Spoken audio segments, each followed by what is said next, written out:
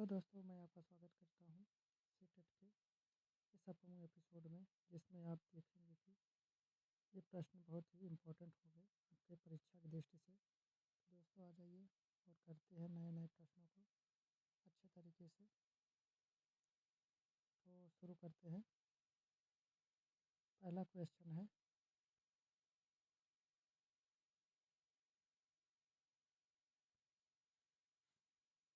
जियो zebra software की सहायता से शिक्षार्थी के द्वारा ज्यामिति को सभी अवधारणाओं को सीख सकते हैं। क्या इसका सही उत्तर होगा? इसका सही उत्तर होगा ए, यानी एक खोज परक उपागम की ओर। खोज परक उपागम होगा।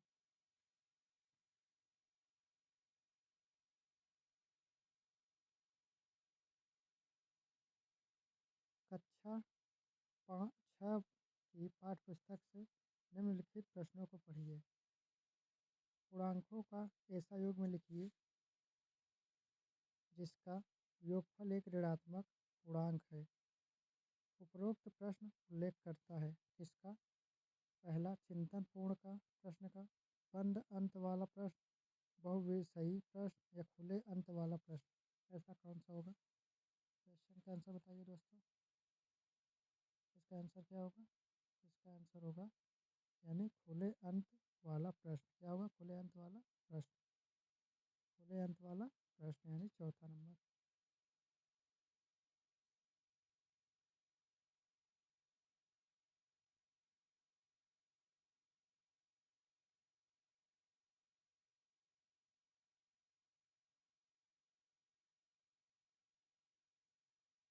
कक्षा 6 की ज्यामिति कक्षा में अध्यापक ने विद्यार्थियों को 30 अंश, 60 अंश और 90 अंश माप के कोणों की रचना व उनके विभाजन करने की को कहा। उसके बाद विद्यार्थियों को 15 अंश और 45 अंश का कोण बनाने के लिए कहा। इस समय यह कार्य अध्यापक का जो प्रयोजन दर्शा रहा है वह है क्या है? इसका क्या होगा? पहला होगा शिक्षार्थी की उपलब्धियों का संक्रियात्मक परीक्षा में आकलन करना, या दूसरा अनुभव संबंधी अधिगम का मौका देना, तीसरा दिए गए कार्य को पूरा करने के लिए विद्यार्थियों की समझ तथा सीखे गए दो कौशलों को समन्वित करने का आकलन, या प्रत्येक विद्यार्थी को किसी न किसी कार्य में व्यस्त करने के लिए। इसका सही उत्तर क्या होगा दोस्तों? हमें कमेंट करके जरूर बताएं। तो इसका सही उत्तर होगा तीसरा, यानी दिए गए कार्य को पूरा करने के लिए विद्यार्थियों की समझ तथा सीखे गए दो कौशलों को समन्वित करने का आकलन होता है, यानी तीसरा सही होगा।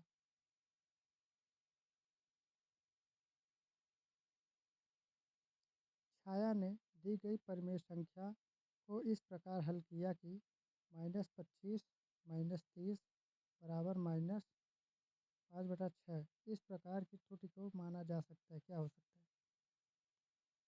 प्रक्रमण परक की त्रुटि, या समस्या को ठीक से न समझने की त्रुटि के कारण, या लापरवाही त्रुटि, या संकल्पना त्रुटि। क्या सही होगा? इसका सही उत्तर बताइए।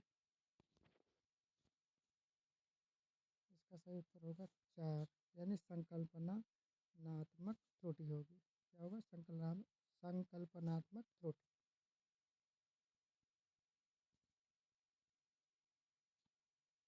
कक्षा 7 की पाठ्य पुस्तक में दी गई निम्नलिखित समस्याओं को पढ़िए। एक मानचित्र दिया गया है जिसमें पैमाना 2 सेंटीमीटर बराबर 1000 किलोमीटर है। यदि मानचित्र में दो स्थान 2.5 सेंटीमीटर की दूरी पर है तो उनके बीच की वास्तविक दूरी क्या होगी? यह समस्या है। क्या? एक, उच्च स्तरीय चिंतन कौशलों पर आधारित। दो, समस्या समाधान के कौशलों को बढ़ाने की अंतःविषयी अंतर्विषयी प्राकृतिक की, या अनुसंधात्मक प्रकृति की। क्या सही है? इसका सही उत्तर? इसका सही उत्तर होगा तीसरा, अंतर विषयिक प्रकृति की।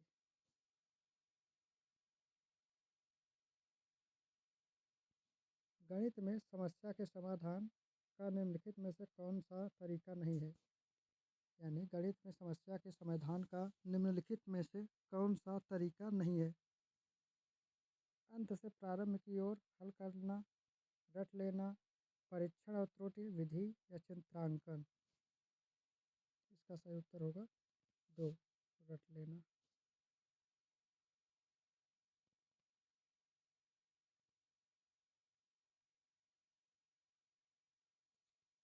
तकनीकी पर आधारित खेलों जिनमें संख्याओं के गुणनखंड या द्वि-आयामी आकृतियों को जोड़कर नई आकृति बनाना आदि होता है। इनका प्रयोग पहला, विद्यार्थियों में अवधारणाओं को समझने की क्षमता में वृद्धि करता है ताकि वे अपनी योग्यता के अनुसार अन्वेषण, प्रेक्षण और निष्कर्ष करने के कारण कुशल हो जाते हैं। या दूसरा, शिक्षक द्वारा विद्यार्थियों के गणित प्रदर्शन का मूल्यांकन करने में सहायक करता है। या विद्यार्थियों को गणित की प्रयोगशाला में व्यस्त रखने में शिक्षक की सहायता करता है। या विद्यार्थियों की व्याख्यात्मक या संख्यात्मक दक्षता और परिकल्पना दक्षता को बढ़ाता है। इसका सही उत्तर क्या होगा? इसका सही उत्तर होगा 1, यानी विद्यार्थियों में अवधारणाओं को समझने की क्षमता में वृद्धि करता है ताकि वे अपनी योग्यता के अनुसार अन्वेषण, प्रेक्षण और निष्कर्षण करने के कारण कुशल हो जा सकते हैं।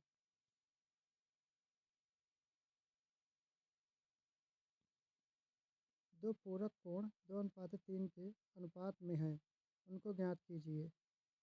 कक्षा 7 की एनसीईआरटी की पाठ्य पुस्तक के उपरोक्त प्रश्न का संदर्भ है कि यह निम्न श्रेणी का विचार है क्योंकि यह जानकारी का प्रत्यक्ष स्थिति में उपयोग करने का आधारित है। या दूसरा, उचित या उच्चतर श्रेणी का विचार है कि क्योंकि यह अपेक्षा करता है कि दी हुई जानकारी की व्याख्या की जाए, इसका विश्लेषण किया जाए और इसके प्रयोग से वांछित जानकारी प्राप्त की जाए। या तीसरा, उच्चतर श्रेणी का विचार है क्योंकि यह अपेक्षा करता है कि दी हुई जानकारी से चित्र की रचना की जाए। या चौथा, निम्न श्रेणी का विचार है क्योंकि यह स्मरण ज्ञान पर आधारित है। इसका सही उत्तर क्या होगा दोस्तों? तो कमेंट कीजिए। इसका सही उत्तर होगा 2।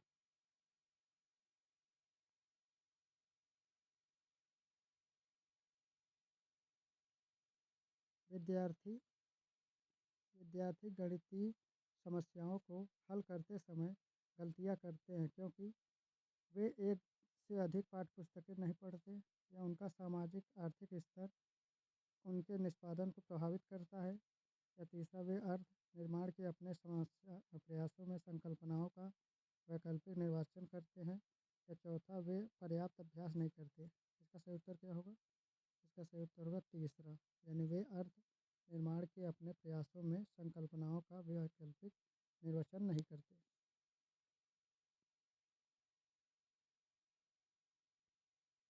10वां है, क्षेत्रमिति पढ़ाते समय शिक्षक आगे बढ़ने से पहले बोर्ड पर सभी सूत्र लिख देती है। यह तरीका दर्शाता है कि वह का अनुपालन करती है। किसका सही उत्तर बताइए दोस्तों? इसका सही उत्तर क्या होगा? इसका सही उत्तर होगा दोस्तों पहला, यानी निगमन उपागम। क्या होगा? निगमन उपागम। समस्या समाधान पद्धति है, कौन सा है दोस्तों? कमेंट करके बताइए। पहला है कि दूसरा है या तीसरा या चौथा? इसका सही उत्तर क्या होगा दोस्तों? इसका सही उत्तर होगा तीसरा, यानी गणितीय बोध। ये होगा तीसरा। बोध भाव, विचारों और तकनीक के पदानुक्रमणता के माध्यम से क्रमिक तथा व्यवस्थित दिशा निर्देश।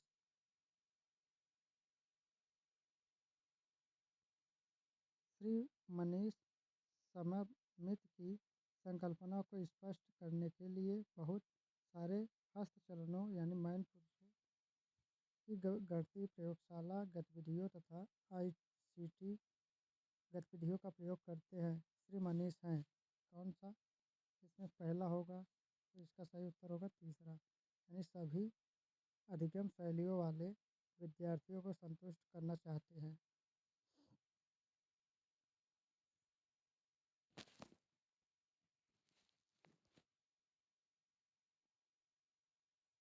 गणित में शिक्षार्थियों की रुचि और अभिव्यक्ति को परखने के लिए निम्नलिखित में से कौन सी मूल्यांकन नीतियाँ प्रयुक्त हो सकती है?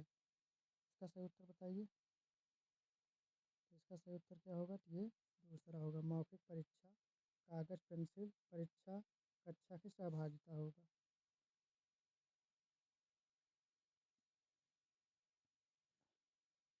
कक्षा 7 का एक शिक्षक सभी प्रकार के चतुर्भुजों की विशेषताएं पढ़ाता है।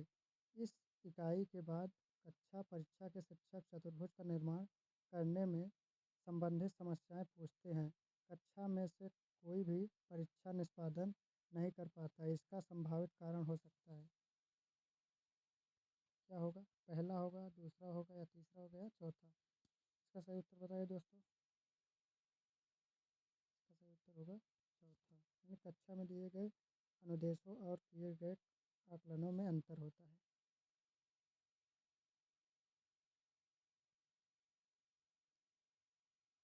15 नंबर, कक्षा 8 को निम्नलिखित कार्य दिया गया। एक खुला बक्सा 50 सेंटीमीटर और 65 सेंटीमीटर की मेटेलिक शीट से बना है। बक्से की लंबाई और चौड़ाई क्रमशः 30 सेंटीमीटर 15 सेंटीमीटर है। बक्से की संभावित ऊंचाई क्या है? इस बक्से का आयतन भी ज्ञात कीजिए। यह कार्य की ओर संकेत करता है। किस कार्य की ओर संकेत करता है? पहला होगा, दूसरा होगा, तीसरा होगा, या चौथा होगा? कौन सा होगा? कमेंट कीजिए हमको। इसका सही उत्तर होगा तीसरा। क्या होगा? तीसरा। उच्च स्तरीय संज्ञानात्मक मांग, क्योंकि आरेख बनाते हुए और अनेक संभावित स्थितियों की बीच संबंध बनाते हुए समस्या का हल किया जा सकता है। इसका सही उत्तर ये होगा, तीसरा।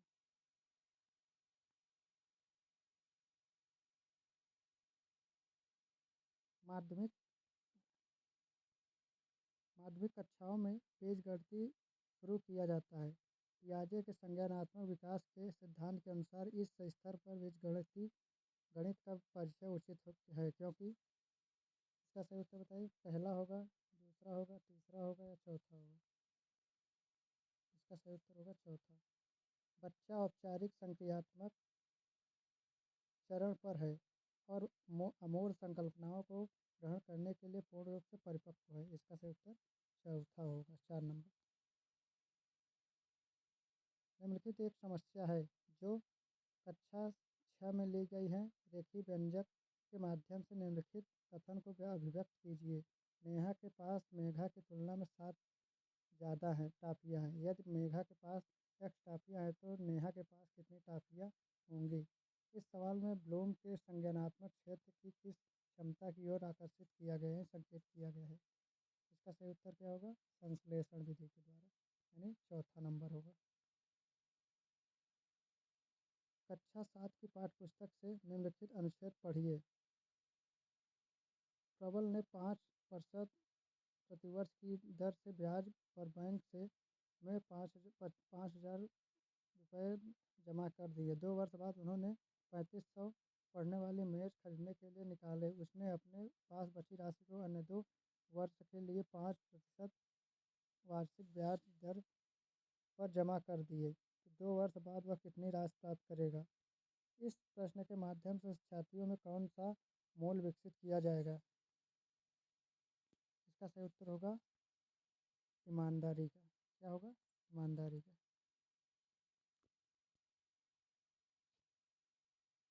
अध्यापक ने विद्यार्थियों को बट्टे छूट आधारित निम्नलिखित समस्या का हल करने के लिए दी। एक मेज और स्वेटर के अज्ञात मूल्य क्रमशः 200-300 हैं और कमीज व स्वेटर का बट्टा क्रमशः 20% 12% है। बिल तैयार करते समय गलती से दुकानदार ने इन वस्तुओं के बट्टे में अदला बदली कर दी। बिल मिलने पर हमीदा ने इस गलती को देखा और दुकानदार को उचित मूल्य दिया। हमीदा ने दुकानदार को कितनी मुद्रा दी? इस प्रश्न में शिक्षक किन मूल्यों को प्रोत्साहित करने का प्रयास करता है? इसका सही उत्तर क्या होगा? तो इसका सही उत्तर होगा ईमानदारी का ही। ठीक।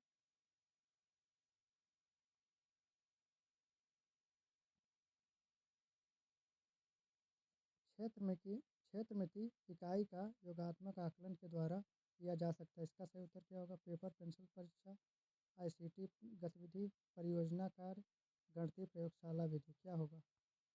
इसका सही उत्तर होगा पहला पेपर पेंसिल विधि। ये होगा।